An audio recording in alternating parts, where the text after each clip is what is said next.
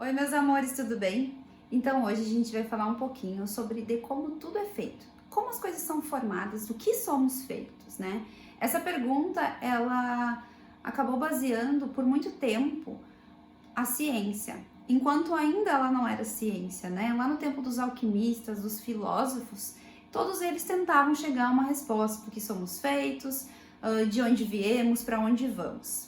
A primeira teoria, então, ela foi criada por Empédocles e espalhada por um filósofo muito conhecido, Aristóteles, foi então a teoria dos 4 elementos.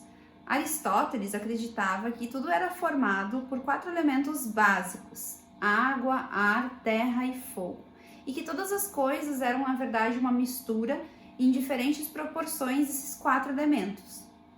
Por muitos anos, a humanidade acreditou nessa teoria.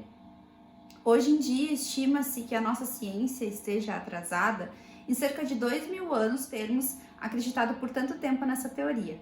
Ao mesmo tempo em que Aristóteles falava e espalhava a teoria dos 4 elementos, Demócrito e Leucipo já haviam sugerido a ideia do átomo como partícula fundamental formadora de tudo o que existe.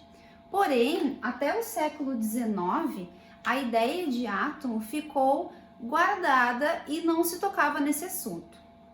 Enquanto Aristóteles era um filósofo bem visto pela sociedade da época e espalhava aos 4 cantos a teoria dos 4 elementos, Demócrito e Leucipo já haviam introduzido a palavra átomo na história, como sendo a partícula fundamental que constituía a matéria, ou seja, tudo que nós podemos ver e tudo que existe. Porém, só no século XIX depois de Cristo é que a ideia de átomo como uma esfera maciça e indivisível é retomada. Essa ideia é retomada por Dalton. Dalton, a partir dos estudos feitos por Lavoisier e Proust, lei das proporções e lei da conservação das massas, retoma então a ideia da existência de uma partícula fundamental para compor a matéria. Então, para Dalton, o átomo seria uma esfera maciça, indivisível e indestrutível. Porém, em pouco tempo, ocorre a descoberta de uma partícula menor ainda que compõe o átomo. Thomson, a partir do experimento com raios catódicos, conseguiu verificar então a presença de partículas menores e negativas no átomo. Concluiu então que o átomo deveria ser uma esfera carregada positivamente, onde estariam incrustados os elétrons, partículas menores, carregadas negativamente. Logo em seguida, Rutherford propõe o seu modelo. Ele descobre que existem espaços vazios no átomo. Então, sua proposta de que existe um núcleo onde estão as partículas positivas, juntamente com partículas de carga neutra, prótons e nêutrons, e ao redor desse núcleo circulam livremente os elétrons, que são as menores partículas e de carga negativa.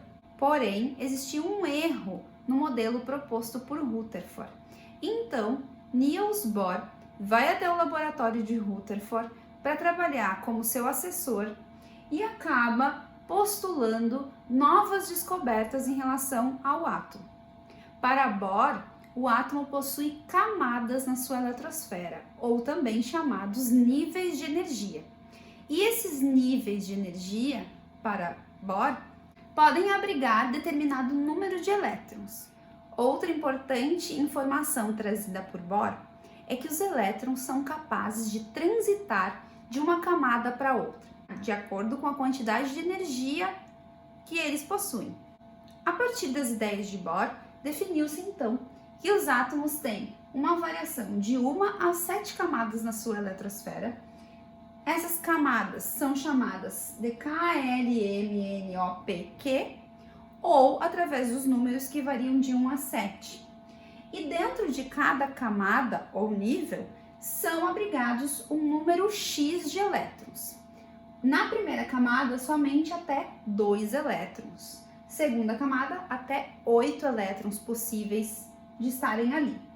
Depois 18, 32, 32, 18 e 2. Então, a partir dessas ideias, sabe-se que os elétrons podem realizar o que a gente chama de saltos quânticos.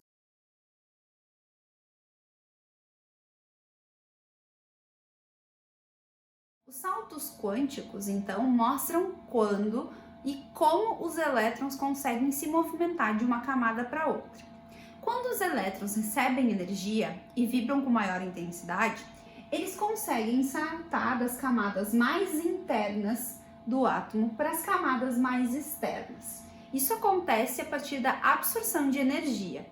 Porém, em algum momento, essa energia que está sendo fornecida, ela é cessada.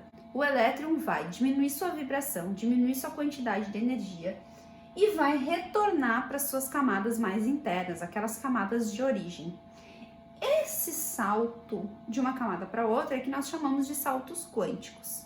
Quando um elétron consegue voltar para as camadas mais internas, ele libera a energia que antes foi fornecida para ele na forma de luz, ou seja, na forma de fótons. É assim, por exemplo, que a gente consegue enxergar as cores dos fogos de artifício. Numa próxima aula, a gente vai falar sobre isso também. É na tabela periódica que a gente pode encontrar as informações sobre quantas camadas e qual o número de elétrons em cada camada que os átomos possuem. Então, o período em que os átomos se encontram na tabela periódica indica a quantidade de camadas na eletrosfera. Em outra aula também, a gente vai falar um pouquinho sobre quantos elétrons e como se faz a distribuição desses elétrons nas camadas. Qualquer dúvida, anotem e depois a gente conversa sobre elas. Um beijo e até o próximo vídeo.